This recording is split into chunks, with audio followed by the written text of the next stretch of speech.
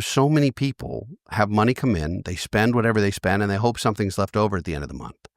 That is not a recipe for good planning. In fact, it can be a really awkward way to put yourself back in a hole. So if you pay yourself first, if you take that percentage, and that includes money you're getting from an employer match or from other grants, other things, if you look at how much you need to put away and you have a legitimate accumulation plan, that you want to be financially independent when you're 58, and here's how you get there. And if you do that and you spend whatever's left on anything you want, then you have a trajectory to get someplace, and it's exponential, not linear. So I think you start with inventory and then you create good habits. The best thing you can do is not to wait. This will not get easier tomorrow or next week or next year or in 5 years. It will always behoove you to start today because you can't start yesterday. This is the Buried in Work podcast, where we share tips and interview experts to help you simplify estate planning and end-of-life tasks. Today, we are thrilled to welcome Eric Brotman, a certified financial planner. He's an author and the CEO of BFG Financial Advisors. He has nearly 3 decades of experience in financial planning, and he's helped countless families and businesses achieve financial wellness, which is a pretty broad term, but we'll get into it. He's also the author of a book, Don't Retire, Graduate, which I think is great. It's a groundbreaking book that reframes how to think about retirement. And he's also the host of a podcast by the same name. Maybe we'll catch you over there sometime.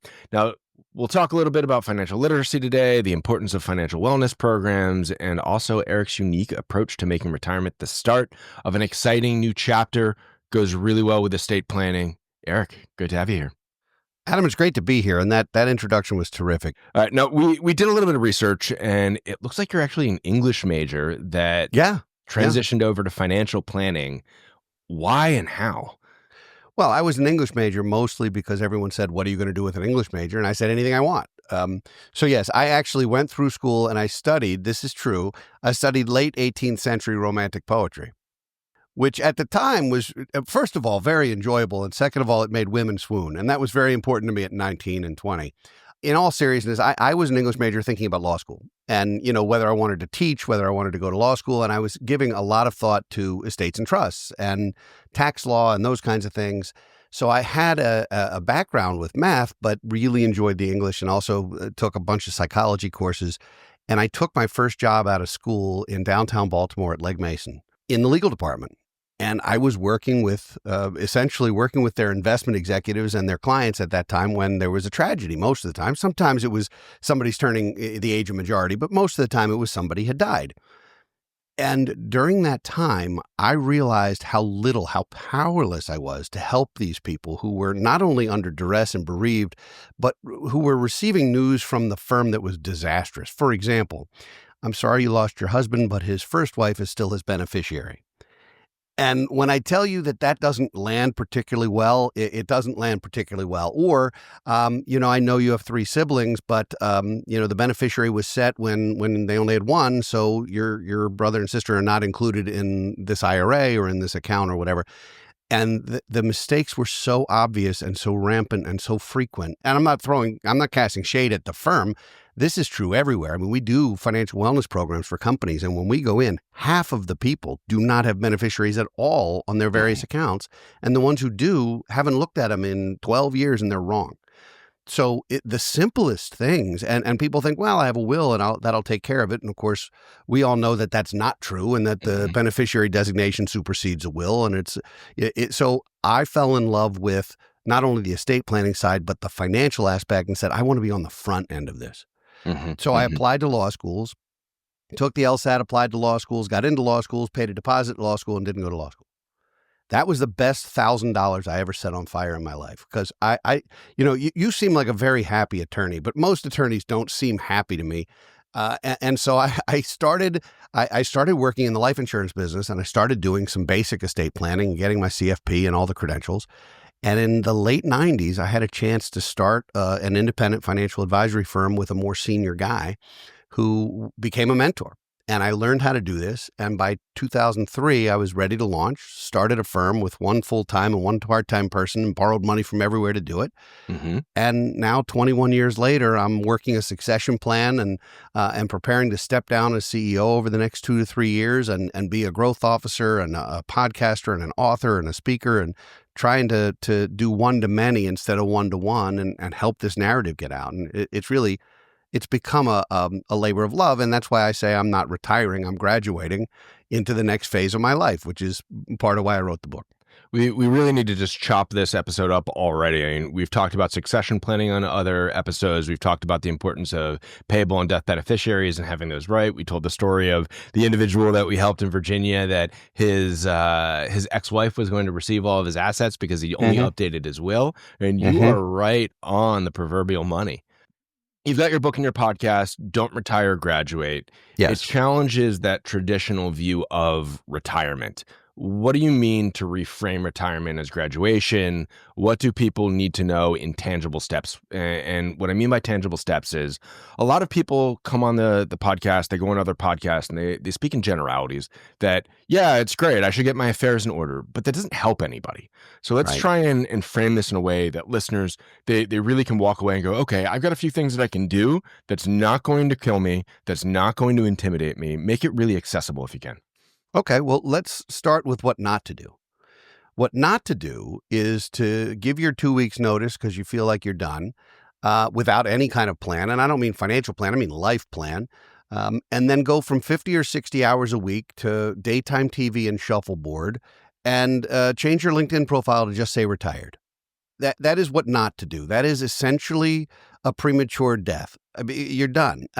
There's no good reason to take all of your vitae, your professional network, your acumen, your experience, and to just say, to heck with it, I'm done now, and the price is right. I think there's so many better ways to spend that time. And so if you even think about the word retire, to retire means to retreat or disappear or to withdraw. In the UK, you retire every night when you go to sleep. How many people want to sign up for a 30-year nap? I mean, I could use a nap sometimes, but not for 30 years. So I think we have to redefine retirement. And I have used the book to redefine retirement as the absence of needing to work, not the absence of work. Because once you're at a point where you're financially independent, which I think is a fantastic goal for anyone, whether they're 27 or 77 when they get there is immaterial. If you're financially independent such that you get to do things that are passion projects, that bring you joy, that get you excited to get out of bed every morning, you're already retired, even if you're still making money. Is that amount different for each individual, for each family? Absolutely. And how do you figure that out? Absolutely. Well, it begins with determining your lifestyle. Not a lot of people want retirement to also be a pay cut. You know, historically, those rules of thumbs, you only need 70% of your pre-retirement income. Well, that's true if you stop buying clothes, eating out, traveling, and leaving the house. That's not a good plan. I think you should get as close to 100% of what you're used to living on. Net of savings, because if you've reached that, if you're making $100,000 a year and you're saving $20,000, then you're living on 80. And I'm gross to gross because we don't know what taxes are going to be, and that's a whole different episode. But gross to gross, if you're making 100 and you're saving 20, then you're living on 80. You need to replace that 80 adjusted for inflation for the rest of your life. And there are rules of thumb out there that I mostly don't like, but the withdrawal rate is what will determine your income trajectory. If your withdrawal rate's under 2%, if you have $8 million and you need to live on $80,000 a year, it's 1%, and you can do that till you're 156 years old and leave a ton of money behind. That's easy. If you have $800,000 and you need to live on $80,000 a year, that's 10%. That will not work very long, and you will outlive your money. And those are extremes, but there's a lot of nuance in there. And so having an income plan is completely different than building the mountain chart. You know, we are taught from the day we get our first job to put money in our 401ks or to start saving for a rainy day or to start putting money into various things or to pay student loans down. There are lots of things to do, but building wealth is actually very simple arithmetic. It's not simple behavior necessarily, but it's simple arithmetic. Income planning is a different thing, and people only do it once. You know, we've been saving for 45 years. Now we have to figure out how to use this nest egg, and every aspect of your nest egg is treated differently when you take it as income. Is it ordinary income tax? Is it capital gain? Is it tax free? Is it tax deferred? Is it perpetual, or is it, are you spending principal?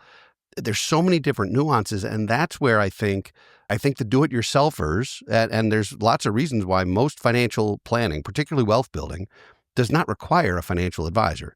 But determining how to do the income planning, and when you get to that stage in your life, having the legal and the tax and the financial advice, I think can pay real dividends at that point. Is that a difficult process? Is this something that someone can do in a single session if they needed to use an advisor, yourself, someone else? Yeah. World's your oyster, lots of ways to do it. Or is it something that you need to, similar to an estate plan, you do it today for tomorrow and update it every single year going forward? Well, estate plans get updated periodically, whether it's at a life change or whether it's at a certain cycle, and which makes total sense. The income planning actually is an ongoing process. It's not really a set it and forget it, because interest rates change, life changes, markets change. You're not going to get, it's one thing if you're living on a 3% of your nest egg, and every year your nest egg grows by 6%, and every year inflation's 3%, and everything's perfect.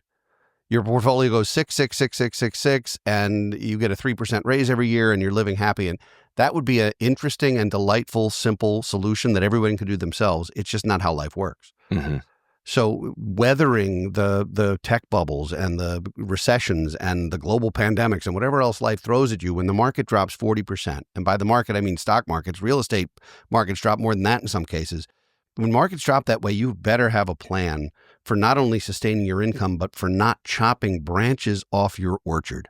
If we consider the money that we build to be like an orchard where you pick fruit every year, that's a glorious plan. If you start chopping branches off, you will get less and less and less fruit until you don't have an orchard anymore. And that's the simplest way to look at it. Yeah, it's the money tree. It is the money tree. Pick the fruit, enjoy as much fruit as you want. Use it wisely, because that's how much fruit you have. But if you start chopping branches off, it's a recipe for disaster, truly. All right, so you start this process, you begin the plan, you sit down with a financial advisor, you figure out that DIY solution, you revisit it regularly. What's the need of bringing in multiple experts that help you out? So we believe in collaboration rather than competition. Is that something that you think is a good idea, or do you think that this should actually happen in a bubble? Oh, no, 100%. Collaboration, not only with other advisors in other industries, but sometimes with advisors in your own industry. There are reasons why we can work together. We work with a lot of other financial advisors for a lot of various reasons, and I don't see any competition there. I think there are people who will choose us for comfort reasons and trust reasons, and people who choose somebody else for a different reason. That's fine. I think I want to go back, though, because we talked about the financial readiness for retirement. There's also the psychological, behavioral, and personal readiness for retirement, which I think gets lost in the shuffle. The fact that you can afford to quit your job does not mean you should quit tomorrow. You might want to. And there's a beautiful thing about take this job and shove it. I mean, they've been singing songs about that for as long as I can remember. But it's important to have a plan, not just financially, but for what you want to do. And so I ask every guest on our podcast, I'm not going to put you on the spot, Adam, but I ask every guest on our podcast what they want to be when they grow up. So here's the thing. I think that the reason why people ask kids what they want to be when they grow up is because they're still looking for ideas. And unfortunately, you might be right. Most people have already heard I want to be a fireman or an astronaut, but they're always asking because they go, hey, maybe there's something I haven't thought of. When you were 8, what did you want to be? I don't know, to be honest. I don't think I ever had a vision of it. This is what I'm going to do. My vision's always been, I'm going to do something that helps other people. I wish that had been my vision at 8. It's my vision now. At 8, I was going to play for the Baltimore Colts. And, there's lots of reasons why that didn't happen then and why it couldn't happen now. So I had to rethink my path. That one didn't work. Yeah, you did. Were you actually around when the Mayflower trucks pulled up to the stadium and moved everything out? Oh, yeah. In fact, my grandfather worked for the team, and we, I knew the players and was in the locker room, and like I was around football as a kid, and I was a teenager when they moved. And this is a true story. The Colts moved the same time my parents split up, and the Colts leaving was far harder on me than the divorce. I'm not making that up. That was a thing that this town will never forget. And folks who've been through it have been through it. But no, that was my dream. And now, I ask fully grown humans what they want to be when they grow up. And I've had 80-year-old people come up with different answers. And some of them are profound.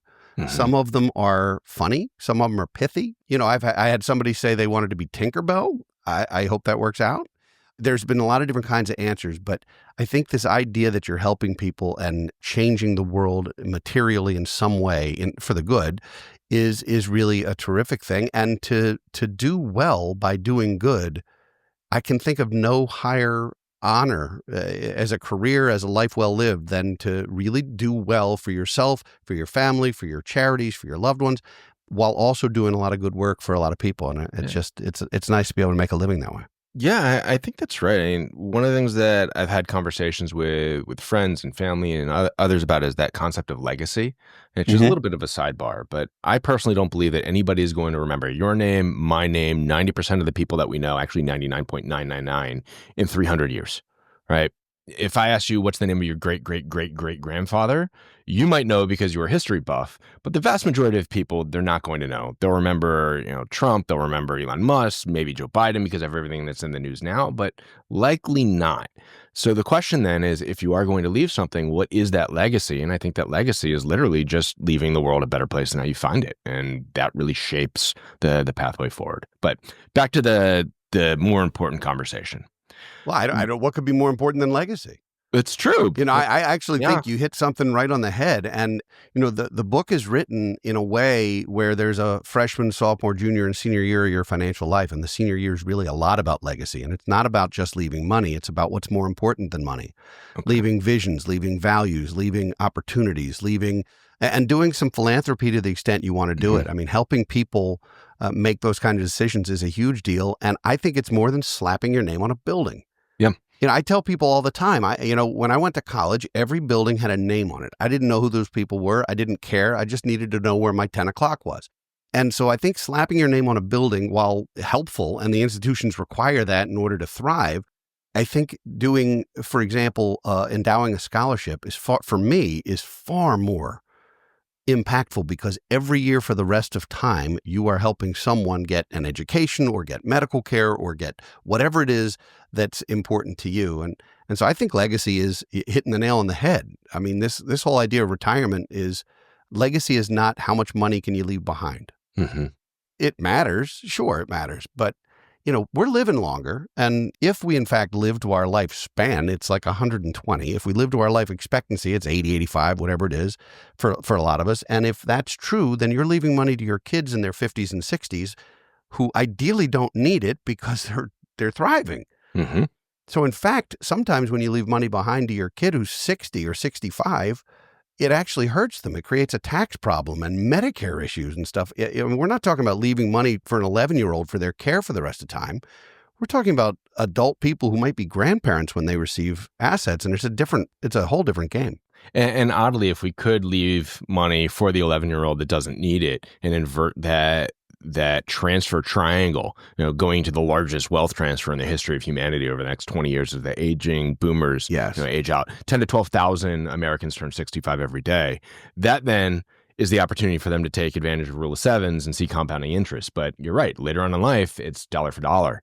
We talk about the book.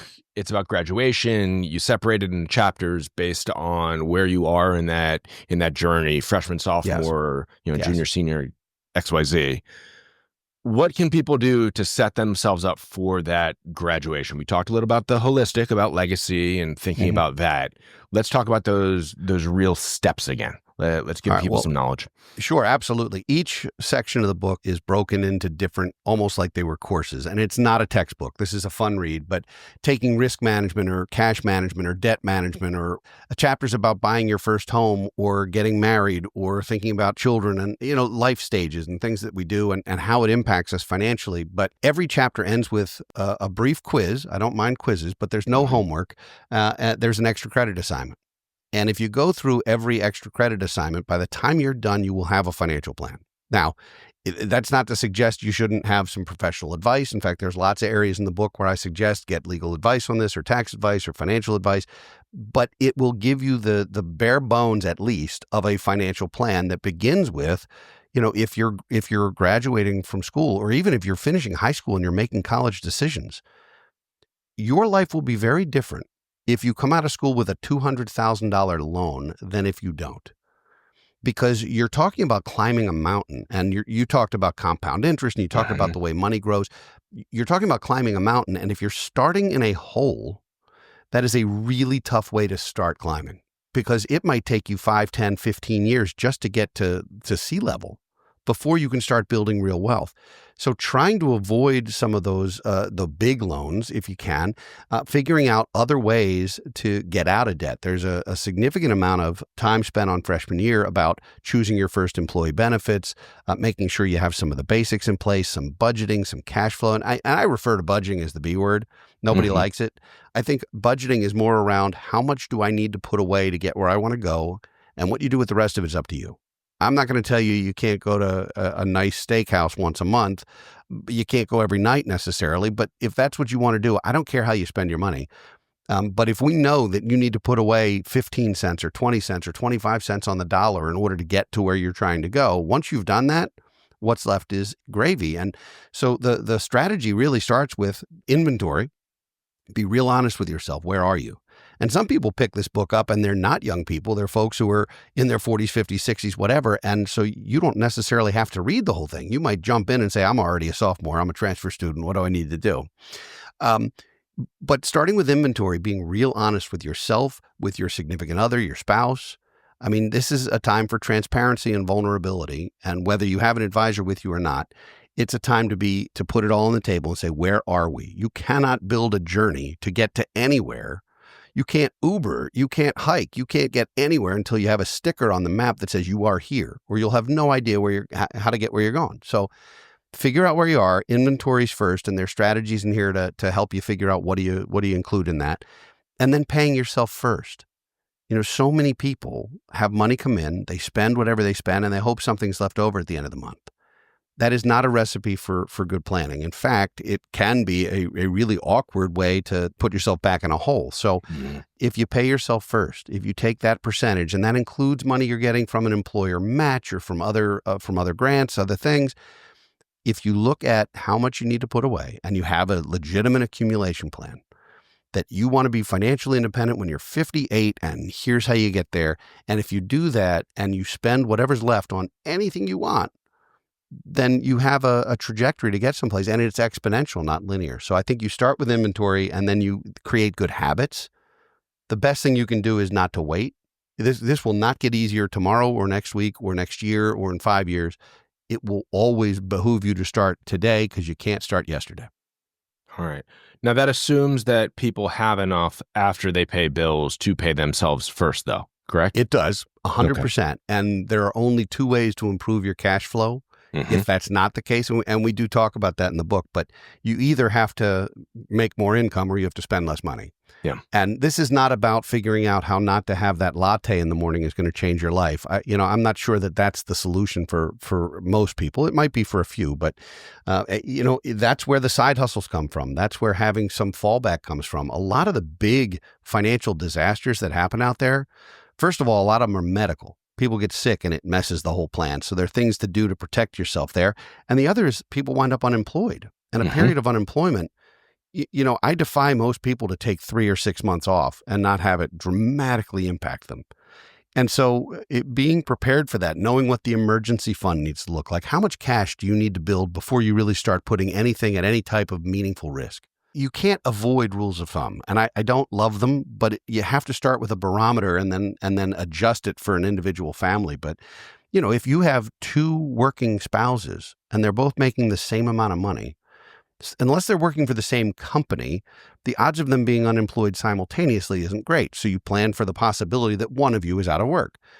If you are in a single parent household, or a single working parent, or a single earning parent, I should say, household, then you have to prepare for something completely different, because if that parent or if that adult winds up having a period where they're not making money, it can sink the ship. And so you need a much different nest egg based on your personal circumstances. So you're unique just like everybody else. Everybody. And we, when we engage a client, of course, we start with a questionnaire, as many professionals would, and a document checklist, and here are the things to bring. And, I always find that people who do that work wind up in a better place, even if we never do anything together, because they're organized. No, if nothing else, just knowing what the inventory is. That is literally the approach that we take. Lead with generosity. We've got on our website the free estate summary worksheet. Do you have a will? Do you have a trust? What are your assets? What are your liabilities? What are your income sources? It's free to download. Everybody should use it. And then that goes into our larger organization kit called the Clear Kit. It's a very similar process to what you all are doing. And the reality is, if you don't know what you have, you don't have a place to start. Right. And that's the inventory piece of this. Yeah. And then being real honest with yourself. And unfortunately, none of us learn about money in school. And money is taboo. Which is terrible. It is terrible. And I've done everything. I know we're both Marylanders. I have testified before the state Senate in Annapolis and said we need to get this in schools. And for so many reasons, it just isn't happening. Yeah. And most of them are political and have to do with everything from teachers' unions to capacity, to how you're teaching to the test, to how people are paid. It's a lot of nonsense. I've never met a single person who didn't say it was a good idea.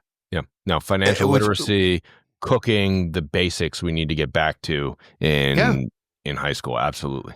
Yeah, no, I've never met anyone whose life is better because they can name the planets in order. But if you can feed yourself, it's a life skill. Oh, I don't know about that. I know several friends that work at NASA, and having the planets in their order, that's fighting words. Fair, but they'd have gotten that on day one at work. Probably. Or they wouldn't have gotten the job if they didn't know it. Anyways. Maybe, but we can debate whether Pluto's a planet or not all day. When I was a kid, it was a planet. Now it's been downgraded. It's really, it's for all the folks living on Pluto, that's really a shame. It's really difficult. 2006 renamed as a dwarf planet. I don't know. I'm not even sure that's politically correct. Can you even say that? A small planet? I'm uncomfortable with everything about that. And I think, once a planet, always a planet. I don't think you lose that status, do you? Okay, fair enough. And for those that want to go visit, Pluto does have multiple moons. It's about half the size of Pluto. It is definitely not a planet, but we can talk about NASA stuff in another episode. All right, Eric, this has been absolutely fantastic. If people want to find you, where can they do that? I'm going to give you two different ways. One is our company website is BFGFA. That's BFG Financial Advisors, so bfgfa.com.